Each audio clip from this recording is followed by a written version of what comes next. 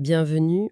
Aujourd'hui, on plonge dans un document vraiment fascinant, un module de formation pour coach holistique qui s'appelle Langage corporel, congruence et lecture intuitive. Oui, Notre mission, c'est d'aller voir un peu ce qui se cache derrière les mots dans cette communication silencieuse qui en dit parfois beaucoup plus. absolument. Et je crois que le point de départ, c'est de sortir d'un fantasme. Mhm. L'idée, ce n'est pas d'apprendre à décoder les gens comme des livres ouverts, ce qui est une posture un peu infantilisante en fait. Oui, un peu arrogante même. Voilà. Il s'agit plutôt de comprendre comment une écoute vraiment fine du corps peut radicalement transformer une relation. Le document insiste beaucoup sur une posture qui est technique, bien sûr, mais aussi intuitive et surtout profondément éthique. J'aime cette idée de ne pas être un décodeur. Le document part d'une idée simple, mais je trouve assez percutante. Le corps parle, même quand on se tait. Pourquoi est-ce que c'est si fondamental ça en particulier dans une relation d'accompagnement? Parce que le corps, lui, il ne sait pas mentir. Il est radicalement ancré dans le présent. D'accord. Notre esprit, lui, est un grand voyageur. Il peut ressasser le passé, angoisser sur le futur. Il peut construire des discours, dissimuler. Le corps, en revanche, exprime la vérité brute de l'instant. Mhm. Une mâchoire qui se serre, une respiration qui se bloque, des épaules qui se voûtent. Ce sont des révélateurs de tension, de résistance, bien avant que la personne en ait conscience ou même qu'elle ose les formuler. C'est ça. C'est vraiment une porte d'accès à ce qui est difficile, voire impossible à dire avec des mots. C'est comme si le corps était le garant de l'honnêteté de l'instant, alors que notre mental peut être un peu un spin doctor, un communicant. C'est une très bonne image. Et ça m'amène à un concept clé du documentaire, la congruence. Décortiquons un peu ce terme. La congruence, en fait, c'est l'alignement parfait. C'est ce moment un peu magique où ce qu'une personne pense au fond d'elle, ce qu'elle ressent émotionnellement, Oui, ce qu'elle dit verbalement et ce que son corps exprime sont sur la même longueur d'onde. Il n'y a aucune friction, aucune dissonance. tout est cohérent. Exactement. L'exemple donné est très simple.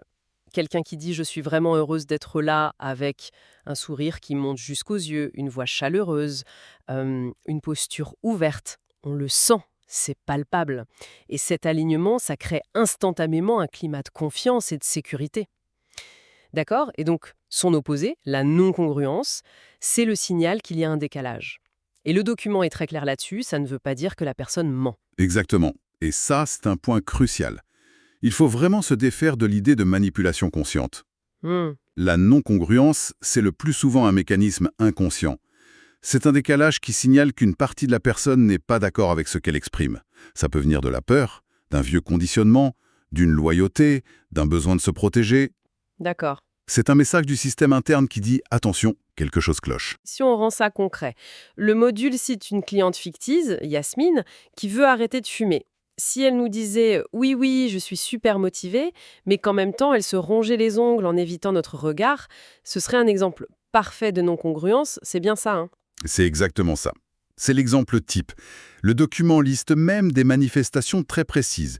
Il y a ce qu'il appelle la discordance, affirmer «je suis sereine» avec un visage de marbre et les poings serrés. Oui, Il y a les incohérences, comme rire nerveusement en parlant d'un sujet très douloureux. Et puis, tous les signes de malaise physique. La respiration qui devient courte, la gorge qui se noue, la posture qui se rigidifie d'un coup. ok, donc le coach perçoit ce décalage chez Yasmine. L'impulsion naturelle, j'imagine, serait de dire je vois bien que vous n'êtes pas si motivé, vos mains tremblent ». Ah oui, Ouais, c'est une très mauvaise approche rendue. Quelle est la bonne manière de nommer ça sans la braquer? C'est toute la subtilité de la posture. Pointer du doigt de manière accusatrice, c'est la meilleure façon de renforcer ses défenses. Bien sûr. La clé, c'est d'accueillir ce décalage, non pas comme un problème, mais comme une information précieuse. Une information qui appartient à la personne. L'approche suggérée, c'est celle d'une invitation, tout en douceur. Par exemple, Par exemple, j'entends votre motivation et en même temps, je perçois quelque chose, peut-être une tension dans vos mains. Est-ce qu'on prend un instant pour voir ce que ça raconte? On propose, on n'impose jamais. La personne reste totalement souveraine de son exploration. C'est beaucoup plus respectueux, oui. mais ces principes d'observation, bien que très clairs, me posent une question. Est-ce qu'il n'y a pas un risque de tomber dans la suranalyse? De devenir tellement obsédé par le moindre froncement de sourcil qu'on en oublie d'écouter les mots et au final de rester simplement humain dans la conversation? C'est un vrai risque et le document le souligne en creux. C'est pour ça qu'il insiste sur 4 balises éthiques, 4 garde-fous. Ah, d'accord. La première, c'est observer sans analyser, c'est-à-dire s'en tenir aux faits bruts. Je vois que votre main est posée sur votre gorge. Point. Et non pas sauter à la conclusion, vous retenez vos émotions. C'est une discipline mentale. Oui. La deuxième balise, c'est de nommer ce qu'on observe, avec neutralité, comme on vient de le voir. La troisième, et c'est la plus importante, c'est de toujours vérifier avec la personne. On offre une perception, mais c'est elle qui valide ou non. Est-ce que ça vous parle? Elle reste maître de son expérience. Toujours. Et la quatrième, c'est utiliser le silence. Parfois, après avoir nommé une observation, le plus puissant, c'est de se taire. Le silence laisse l'espace au corps de répondre. D'accord, ces 4 balises sont comme un garde-fou contre nos propres projections. Exactement. Et la plus grande source de projection, ce sont nos biais culturels. Ce qui nous amène tout naturellement à un autre point crucial du document, ce qu'il appelle la lecture inclusive. Ah oui, ça me paraît essentiel aujourd'hui. Qu'est-ce que ça implique concrètement? Ça implique de déconstruire l'idée qu'il existerait un dictionnaire universel du langage corporel. C'est une illusion. Hmm. Chaque corps a sa propre grammaire, façonnée par sa culture, son histoire personnelle, son genre, sa neurodiversité. Le même geste peut avoir des significations diamétralement opposées. Vous avez un exemple? Oui, le document en donne des frappants. Prenez le regard fuyant. Dans beaucoup de cultures occidentales, on va l'interpréter spontanément comme un manque de sincérité ou d'assurance. Oui, c'est un réflexe. Mais dans de nombreuses cultures asiatiques ou africaines, ne pas regarder une personne d'autorité ou plus âgée dans les yeux est une marque de profond respect. Autre exemple, le silence. En France, un silence de plus de quelques secondes, ça peut vite créer un malaise. C'est clair.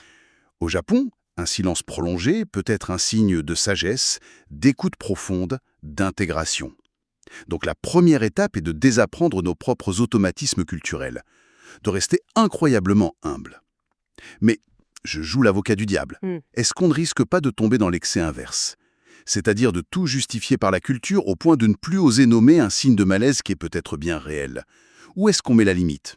La question est excellente. La limite, c'est le principe qu'on a vu juste avant. Toujours vérifier avec la personne. D'accord. La posture juste, ce n'est pas de se dire « Ah, son regard est fuyant, c'est culturel, donc je n'en parle pas ». C'est plutôt de rester ouvert et curieux. On peut observer une attitude et simplement demander. Je remarque que nous n'avons pas beaucoup de contact visuel. Dans ma culture, ça peut signifier différentes choses, mais je suis surtout curieuse de savoir ce que ça signifie pour vous, ici et maintenant. On ouvre le dialogue, on ne plaque pas une théorie. Voilà, on accepte de ne pas savoir. Cette posture de prudence et de respect doit être encore plus cruciale dans des contextes sensibles. Je pense notamment à la question du trauma que le document aborde. Oui, là c'est un point de vigilance absolu. Le corps porte les mémoires, et certaines sont traumatiques. Une réaction qui pourrait ressembler à de la résistance en coaching, quelqu'un qui se fiche soudainement, qui se referme comme une huître, qui semble se déconnecter, ça peut en fait être une réponse de survie du système nerveux. Une réaction de figement ou de dissociation. D'accord, ce n'est pas du tout une opposition. Non. Une posture trauma-aware, comme le dit le document, c'est de reconnaître ce signal non pas comme une opposition, mais comme un appel à la sécurité.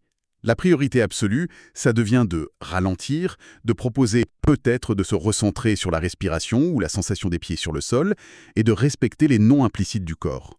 Et l'autre grand défi de notre époque, c'est la distance. Comment est-ce que toute cette observation fine peut bien fonctionner lors de séances en visioconférence, où l'on ne voit qu'un buste dans un petit carré? Le module est très pragmatique là-dessus. Il ne nie pas les limites. On ne voit pas les jambes qui s'agitent, on ne sent pas l'énergie de la pièce. Non. L'approche qu'il propose, et que je trouve très juste, ce n'est pas de chercher à compenser l'impossible, mais de travailler différemment, d'affûter d'autres sens. C'est-à-dire? Par exemple, on va beaucoup plus inviter la personne à verbaliser ses propres ressentis corporels. Pendant que vous me dites ça, qu'est-ce qui se passe dans votre corps? Où est-ce que ça se loge? Je vois. On délègue une partie de l'observation, en quelque sorte. Je vois. On va aussi utiliser le silence comme un amplificateur. À travers un écran, un silence attentif permet de capter des micro-signes sonores, un soupir, un changement de rythme dans la voix. Et enfin, et c'est peut-être le plus contre-intuitif, le document insiste sur la propre présence incarnée du coach. Ah! Notre regard posé dans la caméra, notre voix calme, notre propre ancrage sur notre chaise, tout ça, ça traverse l'écran et ça reste un puissant vecteur de sécurité et de confiance. C'est intéressant. Donc, il ne s'agit pas d'essayer de répliquer une séance en personne, mais de développer une sorte de nouvelle palette de sens digitaux. Bon, on a cette conscience, cette sensibilité, cette éthique, mais pour guider quelqu'un comme Yasmine à travers un vrai changement, il faut aussi une carte, une structure. Et le document en propose une, tirée de la PNL, qui a l'air particulièrement puissante, les niveaux logiques. Oui, c'est un outil formidable pour structurer l'exploration d'un objectif.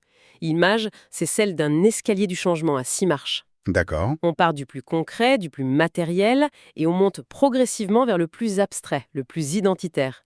Puis, on redescend pour ancrer la transformation. Ok, alors allons-y avec Yasmine. Comment ça se passerait pour elle?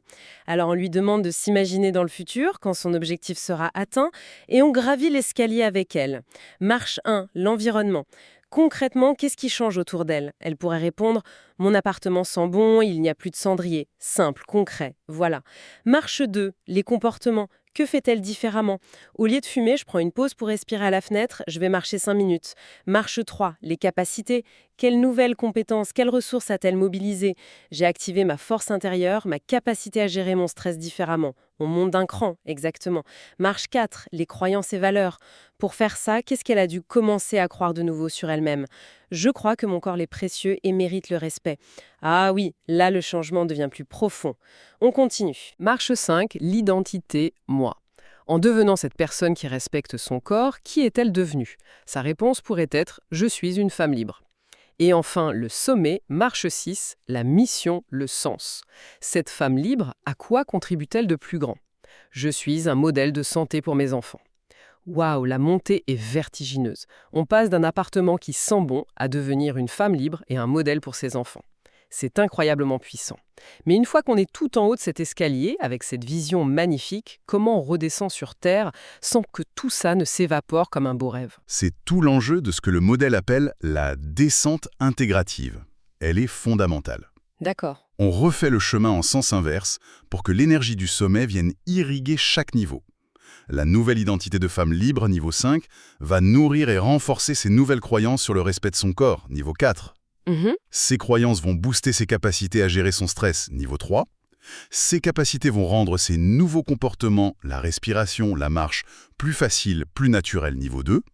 Et ces comportements, ils vont transformer durablement son environnement, niveau 1. Le changement devient incarné. Exactement.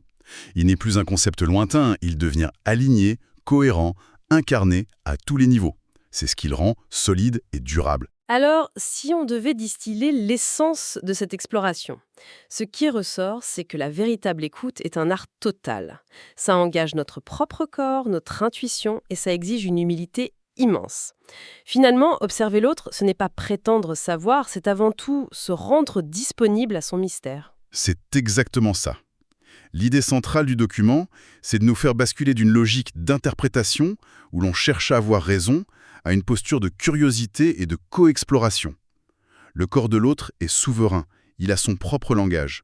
Notre rôle n'est pas de le traduire à sa place, Non. mais de lui tendre un miroir respectueux et bienveillant pour que la personne puisse se lire et se comprendre elle-même. Pour conclure, une pensée à méditer qui découle directement de tout ça. On a beaucoup parlé d'observer les autres, mais que pourrait-on découvrir en appliquant cette même observation douce, curieuse et sans aucun jugement aux innombrables signaux qui nous envoie notre propre corps tout au long d'une journée ordinaire?